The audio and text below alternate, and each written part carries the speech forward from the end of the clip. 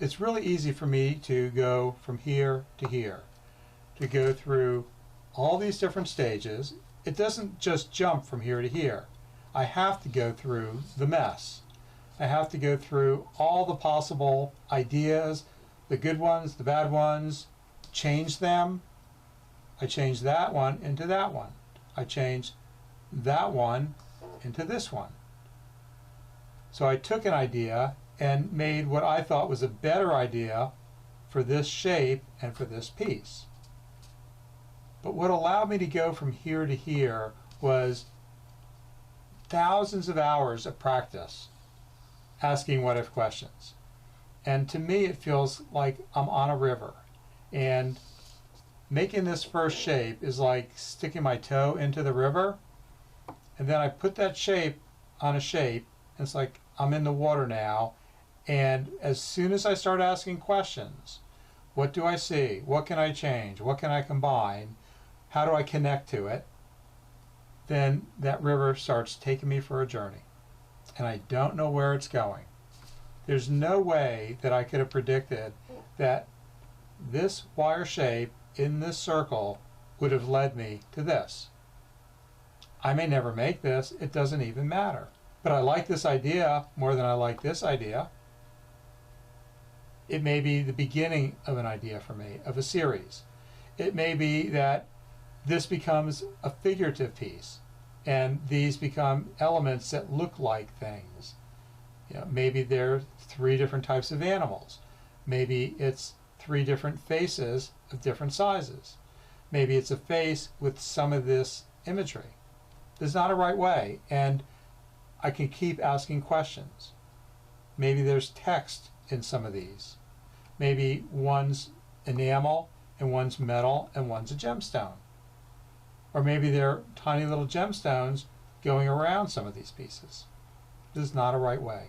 But I want to be able to practice getting into the mess that goes from here to here, because it is a mess. I don't know what's going to happen.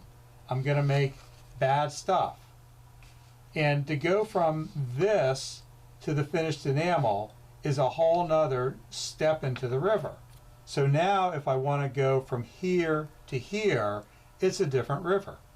There are different questions, there are going to be different messes that I make. But it's the same concept. I have 3 shapes here, and they each have something in them. This piece has 4 shapes, and they each have something in them. There's a shape, there's a shape, there's a shape, there's a shape. And they all hopefully work together to be interesting. Just like these shapes hopefully go together to be interesting. They tell some kind of story. It may be a very literal story or a very nuanced, suggestive story. Maybe it's just like what it felt like when I woke up this morning and went out and there was frost on the car. Maybe that's all this is about. It's about a moment in my day. It's about a wish that I made when I was looking up at the stars. It doesn't have to be a long, intricate novel of complicated ideas. Either does this. Though I do tend to try to make things complicated because I always tend to think about what else can I put in it. And that's not always so good to do because sometimes your eye needs a break. The important thing is I can't go from here to here. I can't even go from here to here because there's a whole river right there, and there's a whole river right there, and I've got to get in there and let the water take me where it's going and ask questions along the way and get dirty and cold and wet and frustrated going from here to here.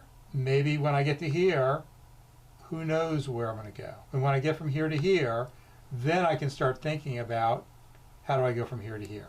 In the meantime, I can also go from here to here, or here to here, or here to here, and make these in enamel. And that's one of the challenges of this class, is to take these baby steps. This is a baby step, making that wire.